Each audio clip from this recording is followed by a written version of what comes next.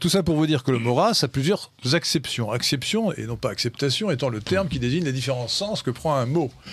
Le mot table a plusieurs acceptions. Une table de nuit, le mot table n'a pas la même acception dans table de nuit et dans table de multiplication. Bon. Ça a l'air tout bête, mais il faut vraiment avoir ça à l'esprit quand on parle notamment de la race. La race a quantité d'acceptions. Alors j'essaye pour ma part de l'employer principalement, mais pas uniquement, dans le sens strictement biologique. C'est-à-dire comme division de l'espèce. L'espèce humaine, c'est l'espèce Homo sapiens, qui appartient au genre Homo, à la famille des hominidés. Qui appartient à la famille des hominidés. Non, au genre Homo, à la famille des hominidés. À la classe des mammifères, mais avant il y a l'ordre des primates et un embranchement des vertébrés. Et cette espèce Homo sapiens, elle se divise selon le grand anthropologue américain Carleton Coon, mort en 1981, en 5 races. En 5 races, ou sous-espèces. Qui sont les caucasoïdes, qu'on appelle vulgairement les blancs, les mongoloïdes, qu'on appelle vulgairement les jaunes, les congoïdes, qu'on appelle vulgairement les noirs, mais aussi les capoïdes, c'est-à-dire les Bochimans et les Hottentots de la province du Cap en Afrique du Sud, et les australoïdes, c'est-à-dire les aborigènes australiens, les Kanaks, les Mélanésiens, etc. Donc 5 races, je préfère d'ailleurs ces termes techniques parce qu'ils ont l'avantage d'être scientifiques et d'éviter les confusions avec la couleur de la peau.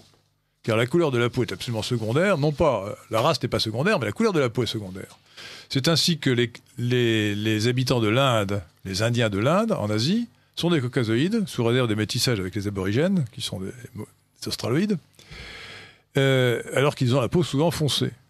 Et c'est ainsi aussi qu'il y a 3 races noires. Et les 3 races qui ont la peau noire, les congoïdes, ceux qu'on appelle les noirs en général, les capoïdes et les australoïdes, mais qui n'ont absolument pas la même configuration génétique. Tout ça pour dire que le mot race peut être employé principalement pour désigner ces 5 races humaines. Alors l'ennui, c'est que les anthropologues, jusqu'à aujourd'hui, ont employé aussi le mot race pour désigner les subdivisions de ces sous-espèces. Parlant par exemple pour les caucasoïdes de races, ce sont en fait des sous-races, non pas au sens de dénigrement, mais au sens de subdivision, des subdivisions de la race caucasoïde qui sont les races méditerranéennes, alpines, etc. J'évite pour ma part d'employer ces expressions parce que ça crée la confusion. Et puis on emploie aussi race comme synonyme d'ethnie. L'ethnie étant une catégorie culturelle, qui peut évidemment désigner des populations génétiquement différentes, mais qui ne sont pas cataloguées comme des races à proprement parler. Et d'ailleurs, Oresco Référin, c'est le célèbre théoricien raciste Georges Vacher de Lapouge, qui justement, pour faire cette distinction, a inventé le mot ethnie, qui n'existait pas avant lui, donc vers 1900 ou 1905. Et donc, mais maintenant, on distingue bien ethnie de race. Donc, pour les scientifiques, la race, c'est une catégorie biologique, et l'ethnie, une catégorie culturelle.